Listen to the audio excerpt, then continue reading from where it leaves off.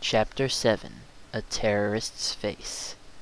The deadly roller came thundering closer. The floor tilted crazily. Solid Snake staggered and found it impossible to stay on his feet. The pin was moving more rapidly, gaining momentum with every second that passed. It was moving a lot faster than Halley, and soon it would be on top of him. Solid Snake thought fast. Crouching down to the floor, Halley waited and watched as the pin got closer. At the precise moment that it reached him, Solid Snake gave a mighty leap upward and threw himself over the pin, rolling clear on the opposite side. The pin thundered onward, smashing into the far wall. The floor, whose tilt was electronically clued into the rolling of the steel monster, became level again. As the floor straightened out, Halley scrambled to his feet, shaky but unhurt. Before he could catch his breath, 3 terrorist guards came rushing out of concealment, weapons drawn. Solid Snake still had no ammunition for his handgun, and the mines were useless in this situation. All he could do was run. He was near the door, so he raced back for it on the double. Without looking back, he pulled it shut behind him, using keycard 1 to lock it. The guards were shut inside. Without delay, Solid Snake used his keycard on the next room, and the door swung open. Cautiously, he entered. The room at first appeared to be completely empty. No guards, no lethal devices. In the center of the room stood only a table, with a computer and some field rations on it. Were the rations poisoned? Halley hoped not, because he knew he'd have to take the chance anyway. Chuck's words came back to him. "You've got to have plenty of rations if you want to make it through the heat panels. Maybe Chuck hadn't been delirious after all. Solid Snake picked up the rations and sniffed at them. They smelled terrible, but all field rations smelled terrible. Justin Halley ate some and pocketed the rest. Then he turned his attention to the computer on the table. It sat there, switched off, silently mocking and defying him. What was its purpose? What information did it hold? Solid Snake reached across the table and turned the computer on.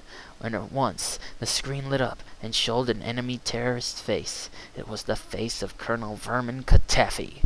Before Halley had time to think, the face on the computer screen began to decompose right before his eyes. The picture turned into blocks, and the blocks quickly scrambled until the face was an unrecognizable jumble. A small clock appeared on the screen, ticking down from 20 to 19 to 18. Halley realized this was a crucial identification test. The computer thought he was a terrorist and was putting him through a special run to make certain of his identity. Each person using this computer screen had only 20 seconds to unscramble the face. The guards were trained in this exercise, but Halley was not. Quickly, Solid Snake began to strike the keys almost at random, while the seconds ticked down one by one. On the screen, a couple pieces fell into place, and Halley worked faster, but at the same time with more focus. The trick was to pay as little attention as possible to the clock counting down from 12 to 11 to 10 to 9. Just get the job done. 5, 4. Halley had only 3 pieces of face left to go, but one piece he had unscrambled before was in the wrong place and was blocking the right piece. Deep breath. Do it. Just do it. 3, 2. The final piece clicked into place a nanosecond before the countdown stopped. There, on the screen, the terrorist's face had been reassembled. Solid Snake heard a click.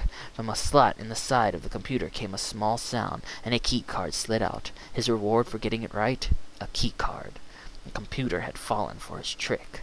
He compared it to the first key card he had found, and noticed that there was a pattern to the bumps on the card. With 2 cards in hand, it was easy to see the pattern was a numbering system.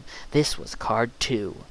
The bumps were carefully laid out in sections. He could tell that there were 8 cards in all. Now he had more rations and another precious key card. The next room couldn't be opened with keycard 1, but the door did open with a press of keycard 2. Inside was another bound Snake Man prisoner, Jim Tibbet. "Solid Snake, thank God you're here. I'd just about given up hope. I have a message for you from Diana. She says, Gray Fox infiltrated the enemy several days ago. They captured him, but he is alive." Gray Fox was squad leader of the Snake Men. Could Justin Halley rely on the truth of that message? How could Diana have gotten through the gym? And when? Before he was captured? Could he trust Tibbet? Or was this only some kind of lying trick to divert Solid Snake from his main objective, Metal Gear? Halley looked deep into Snake Man Jim's eyes, searching for the truth. It seemed to him that he saw it there. But if he were wrong, if Jim Tibbet was lying, and Halley believed him, the mistake could easily prove fatal. Yet, he really wanted to believe that Gray Fox was still alive. What should he decide? Solid Snake was torn between his desire to set his friends free and get them to safety, and his mission to find Metal Gear, wherever and whatever it was, and destroy it. It was a hard choice, but the mission came above everything. Those were his orders, and he was here in outer heaven to obey them. If on the way he found Gray Fox alive, that would be the icing on the cake, but he couldn't stop to look for him. Yet he resolved in his heart to keep looking for Gray Fox and to question every prisoner he set free about the squad leader. If anybody could help him on this mission, it was Gray Fox. "I'll come back for you as soon as I can," Halley promised Tibbet. "Hang in there, Jim. Rest up. The door is unlocked now, so be careful." "I will," Jim replied, weakly shaking Justin's hand. "You be careful, too." In the next room, opened by keycard 2, Halley was hit by odorless poison gas as soon as the door opened. He felt his lungs choking with pain. He only had seconds to spare, so he got his gas mask on. Something caught his eye, even through the gas. Taped to the baseboard on the other wall was 3 clips of ammunition for the Beretta. Bullets! Now he felt like a combat marine again. Now Solid Snake was armed. In the same room, he found a small package containing the silencer for the Beretta. That made Solid Snake grin, and he screwed the silencer onto the end of the barrel. The next space he entered was a small armory, a supplementary weapon stash. On a high shelf, Justin Halley located a grenade launcher and a cache of grenades. This find slowed him down somewhat, but it was too important to leave behind. Solid Snake strapped the grenade launcher on his back and slung a heavy bandolier of grenades over his chest. Now he looked like a fighting man. Game hint: to get through the maze, go left 2 screens.